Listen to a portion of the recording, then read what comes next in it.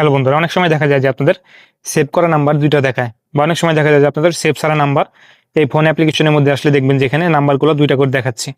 তো এই সমস্যার সমাধান আপনারা কিভাবে করবেন, তো আজকের এই ভিডিওটি আপনারা সম্পূর্ণ দেখলে কিন্তু বুঝতে পারবেন। চলেন ভিডিও শুরু করা যাক।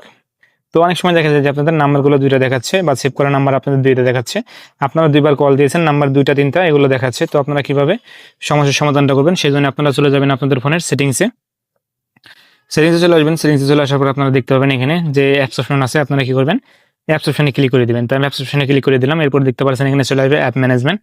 আপনারা অ্যাপ ম্যানেজমেন্ট অপশনে ক্লিক করে দিবেন। তো ক্লিক করে দেওয়ার পর দেখতে পারবেন এখানে চলে আসবে সার্চ বক্সে ক্লিক করে দিবেন। এখান থেকে আপনারা ফোন লিখে সার্চ করবেন। তো ফোন লিখে সার্চ করে দেওয়ার পর দেখবেন যে ফোন যে অ্যাপ্লিকেশন আছে সেই অ্যাপ্লিকেশনটা চলে আসবে। অ্যাপ্লিকেশনটার মধ্যে আপনারা ক্লিক করে দিবেন।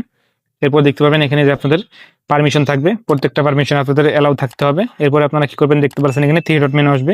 আপনারা থ্রি ডট মেনুতে ক্লিক করে দেবেন উপরের দিকে ক্লিক করে দেওয়ার পর দেখতে পাচ্ছেন এখানে লেখা আসবে আনইনস্টল আপডেট। তো আপনারা কি করবেন, আনইনস্টল আপডেট করে দিবেন।